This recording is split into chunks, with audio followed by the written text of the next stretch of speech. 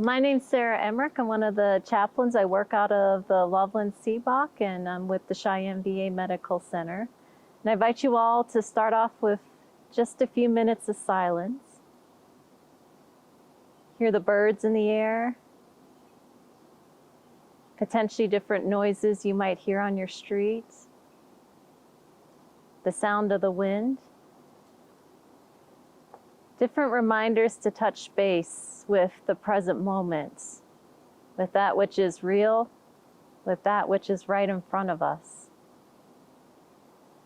Many years ago, the Buddhist teacher Thich Nhat Hanh, who had done a lot of work in terms of working for peace both in Vietnam and with US soldiers, the recovering with the healing process, he was asked to lead a peace march. And he very readily agreed. He was always happy to lend a service in his time. And when he showed up to the Peace March, they had him stand up front to be able to lead the pace that the march would take. Now, he's somebody who deeply believed that everything that's worth doing is worth doing with intention and worth doing with a very slow, intentional, heartfelt pace.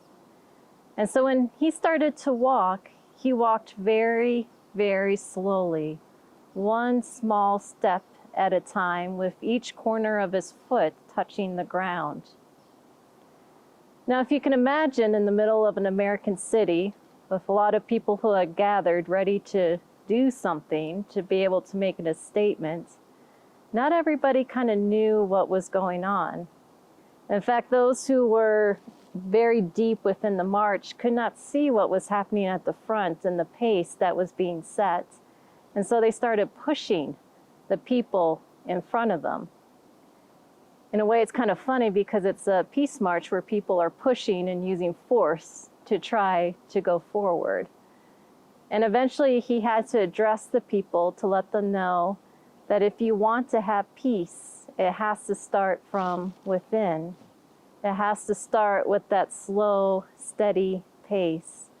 And that's the only way that it can take root is if it does so on a slow process. Most of us don't like the slow process. We like to see the results. We like to be able to see that what we're doing has a specific effect that we're working on. And sometimes it's hard to take a pause and to be still. In the Christian scriptures, we hear in Psalm 46 to be still and know that I am God.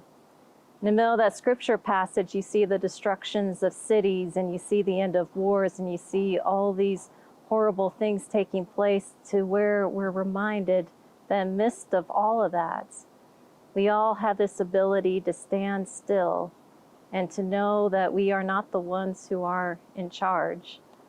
And we have that encouragement to take things slowly on that steady path. And during these days, it might be a little hard to take things slowly. Sometimes it might seem impossible in the medical field. Sometimes there is no choice but to go at a quick pace in order to save a life, or in order to make sure that somebody has what they need in the exact time that they need it. But there's a difference between knowing how to act quickly in the right circumstance and times when we feel like we're just running around with our heads cut off, or we feel like there's a lot of movement with no intention behind it. And those are the times when we can come back to that slow, steady process, so that when we do have those moments where we need to respond quickly, we do so with great intention, with great focus, with great concentration, and hopefully deep down with a lot of great love for one another as we work together as a team, and as we work together in order for the good for all who are together.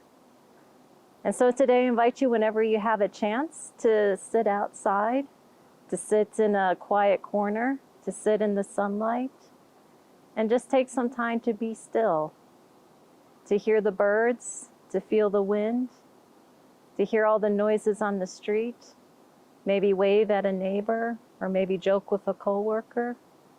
But wherever those moments are, to find them, to enjoy them, and to know that they are there for you to return to after the storm has passed.